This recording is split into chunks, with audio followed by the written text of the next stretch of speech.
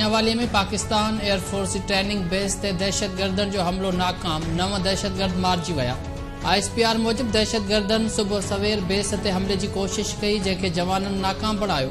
Operation दौरान base ते हमलो कंदड़ 9 दहशतगर्दन खे मारियो वियो। दहशतगर्दन की फायरिंग में ग्राउंड कयल 3 जहाज़नि ऐं फ्यूल बाउज़र खे मामूली नुक़सान पहुतो। 3 जहाज़ नॉन ऑपरेशनल हुआ। जवाननि असासन के नुक़सान खां बचाए वरितो। ऑपरेशन मुकम्मल थियण बाद इलाइक़े खे क्लियर कयो वियो। ISPR मूजिब हमले की नाकामी ऐं कामयाब ऑपरेशन दुश्मननि लाइ पैगाम आहे त पाकिस्तान की हथियारबंद फ़ौज पंहिंजे वतन की दिफ़ा की भरपूर सलाहियत रखे थी।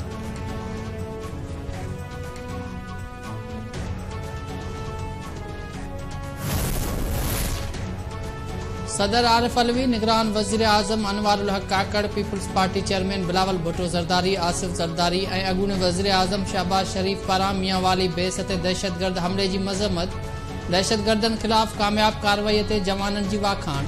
निगरान वज़ीर आज़म चयो आहे त क़ौम फोर्सिस सां गॾु आहे, सलामती के नुक़सान पहुचाईंदड़नि खे चिथियो वेंदो।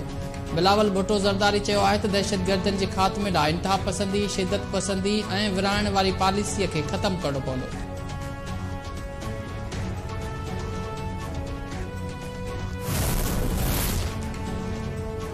अॻूणो वफ़ाक़ी वज़ीर फवाद चौधरी इस्लामाबाद में गिरफ़्तार। संदसि घर भातियुनि मूजिब फवाद चौधरी के घरां गिरफ़्तार करण बाद अणॼातल हंध मुंतकिल कयो वियो आहे। एक करप्शन केस में क़ौमी असेंबली जे गिरफ़्तार कयल अॻूणे स्पीकर असद कैसर के इस्लामाबाद की मक़ामी अदालत में पेश कयो वियो। अदालत खेसि जेल मोकिले छॾियो।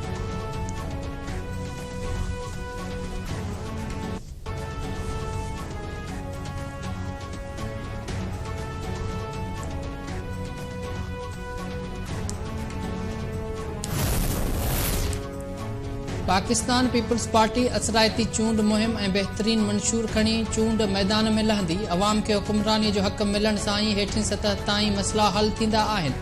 अॻूणे सदर आसिफ ज़रदारी जूं नवाबशाह में पार्टी अॻवाननि ऐं कारकुननि सां मुलाक़ात दौरान ॻाल्हियूं। आसिफ ज़रदारी चयो त PP अवामी पार्टी आहे, जंहिं हर दौर में अवामी राज लाइ कमु कयो आहे।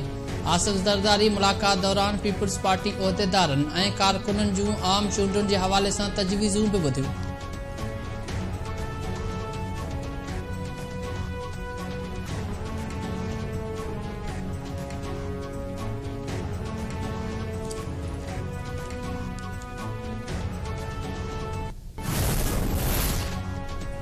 सुप्रीम कोर्ट नेब तरमीमन बाबत PTI चेयरमैन की दरख्वास्त ते ॿुधणीअ जो लिखत में हुकुम जारी करे छॾियो। अदालत PTI चेयरमैन के पेश थियण जो मौक़ो ॾेई छॾियो। हुकुमनामे में चयो वियो आहे त जेकॾहिं PTI चेयरमैन अदालत में पेश थियण चाहे त जेल सुप्रीडेंट इंतज़ाम करे। धुरियुनि खे नोटिस जारी।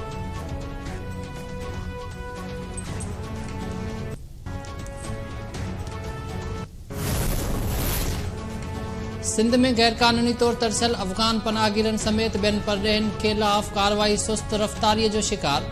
पुलिस गैरकानूनी परॾेहिनि खिलाफ़ कार्रवाइयूं तेज़ न कयूं। खैरपुर ज़िले में 1100 खां वधीक परॾेही हुअण जो इंकशाफ। तफ़सील साम्हूं अचण बावजूद इंतज़ामिया का बि कार्रवाई न कई। लाड़काने मां कुझु शकी गिरफ़्तार।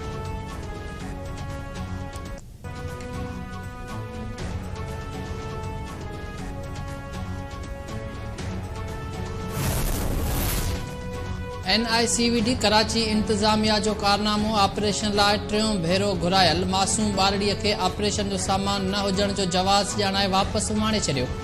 हैदराबाद वासण 3 वरनि जी मासूम ॿारड़ी अरबश खे ओपन बाईपास सर्जरीअ लाइ 3 भेरो घुरायो वियो हो। सख़्त तकलीफ़ में मुब्तला मासूम ॿारड़ीअ खे वालिदीन अॼु बिना ऑपरेशन जे वापसि हैदराबाद खणाया विया।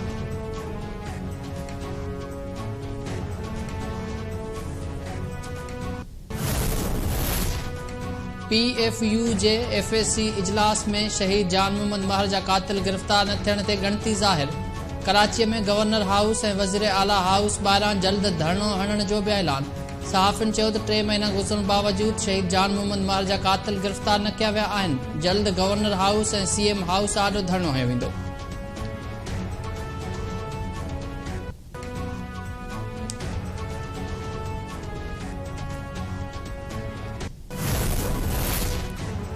सिंध जे मुख़्तलिफ़ शहरनि में मकानी इदारनि जी ख़ाली थियल सीटुनि ते नंढी चूंड सुभाणे थींदी। कराचीअ में मकानी चूंडुनि जी नंढी चूंड जूं तयारियूं मुकमल कयूं वयूं। कश्मीर जे हिक ऐं सखर डिवीज़न जे 12 सीटुनि मां 6 ते चूंड थींदी। 6 सीटुनि ते अॻी उम्मीदवार बिना मुक़ाबले कामयाब थियल। घोटकी ज़िले जे UC1 गंबट जे जनरल वार्ड, खैरपुर, कादरपुर जे वार्ड्स ते बि चूंड सुभाणे थींदी। पोलिंग स्टेशन्स ते सामान पहुचायो वियो। सिक्योरिटी जा इंतज़ाम बि सख़्त कया विया।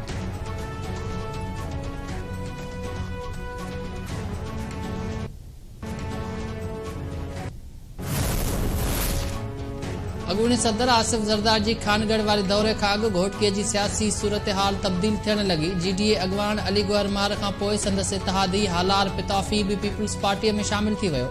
हालार पिताफ़ी कराचीअ में पीपल्स पार्टी जी मरकज़ी अॻवान फरियाल टालपुर सां मुलाक़ात करे पीपल्स पार्टीअ में शमूलियत जो ऐलान कयो।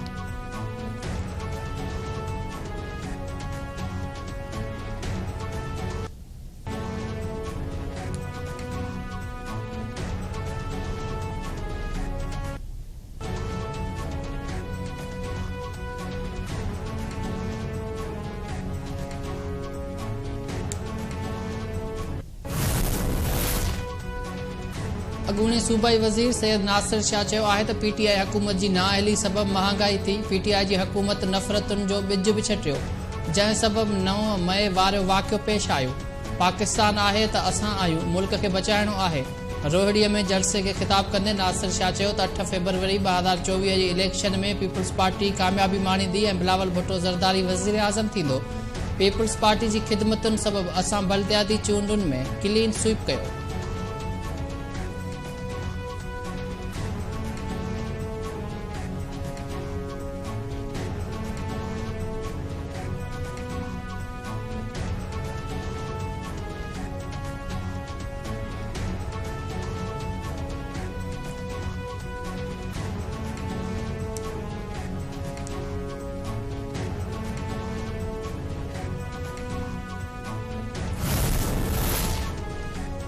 कराची जे दरख्शान थाणे ते अदालती छापो। जखमाबाद वासी 3 बेगुनाह शहरी बाज़ियाब। डिस्ट्रिक्ट एंड सेशन जज साउथ जे हुकुम ते नाज़िर साउथ अहमद लाखो अदालती टीम समेत दरख्शान थाणे ते छापो हयो। SHO ऐं ड्यूटी ऑफिसर थाणो छॾे फरार। थाणे जी तलाशीअ दौरान वारिस जखराणी, इफ़ी जखराणी ऐं शोएब मीराणी खे बाज़ियाब करायो वियो।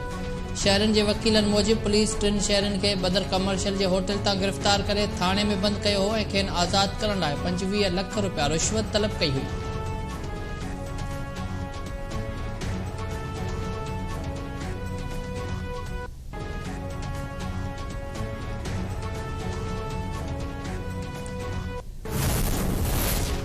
कानपुर महर में पुलिस विहाज खोलण जी विंगारू बणिजी वई। विहाज जा पैसा न ॾियण तां पोरियत जी नींगर खे हिरासत में वठी छॾियो। पुलिस विहाज खोलण ख़िलाफ़ कार्रवाई करण बदिरां पोरियत इसाक पिताफ़ीअ जे पुट 12 वरनि जे मोहम्मद कैफ खे गिरफ़्तार करे वरितो। पोरियत इसाक पिताफ़ीअ जो चवणु हो त वापारीअ खां 1 साल अॻु 30,000 रुपया विहाज ते वरिता हुआ, जंहिंखे हर महीने 5,000 रुपया अदा कंदो आहियां, पर हाणे वापारी विहाज जे मद में 2.5 लख रुपया तलब करे थो। पुलिस बि साणस बिठ बणियल आहे।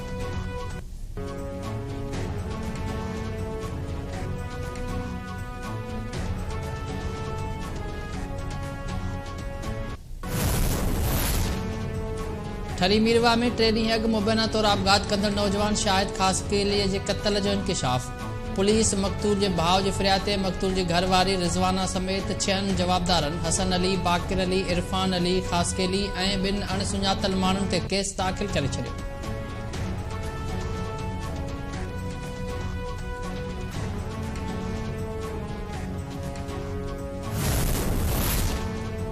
कराची में 4थों Latif art and literature festival arts council में जारी। तालीम वारे वफ़ाक़ी वज़ीर मदद अली सिंधी मेले जो इफ़्तिताह कयो। फेस्टिवल में सिंधी सक़ाफ़त जी मुनासिबत सां कपड़नि ऐं अदबी किताबनि जा स्टॉल लॻाया विया। वफ़ाक़ी वज़ीर मदद अली सिंधी चयो आहे त शाह अब्दुल लतीफ़ भिटाई वॾो मुफ़क्किर हो।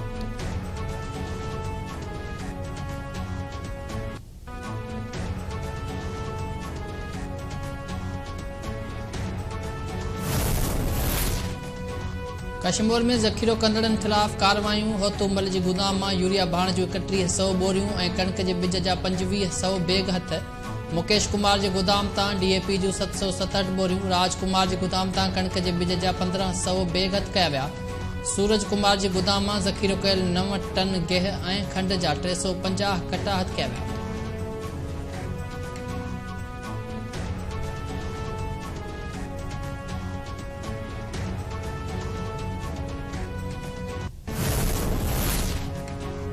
इसराइल फ़लस्तीनियुनि खे चिथण वारी होड़ तां न लथो। इसराइली फ़ौजी बमबारीअ में शहीद फ़लस्तीनियुनि जो अंग 9,500 खां वधी वियो।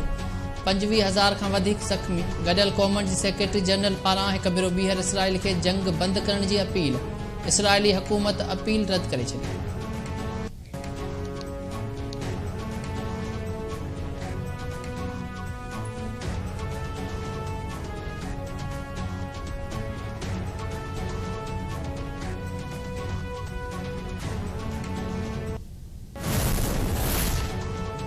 पाकिस्तान क्रिकेट वर्ल्ड कप जी अहम दंगल में न्यूज़ीलैंड खे 21 रन्सुनि तां शिकस्त ॾेई छॾी।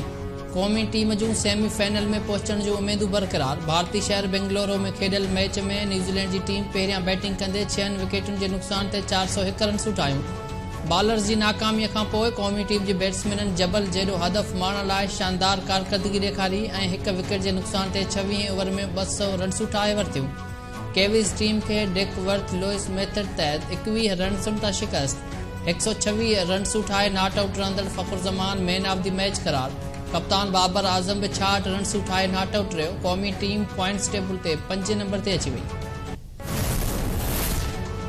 वर्ल्ड कप में न्यूज़ीलैंड पाकिस्तान खिलाफ़ 46 चौका हणी नओं रिकॉर्ड क़ाइमु करे वरितो। शाहीन शाह अफरीदी 9 ओवर्स में 90 रन्स ॾेई महांगो तरीन बॉलर साबित थियो। हारिस रऊफ़ 10 ओवर्स में 85 रन्सूं ॾिनियूं। हसन अली बि 10 ओवर्स में 82 रन्सूं ॾिनियूं। मोहम्मद वसीम जूनियर 10 ओवर्स में 60 रन्सूं ॾेई 3 विकेटूं हासिल कयूं।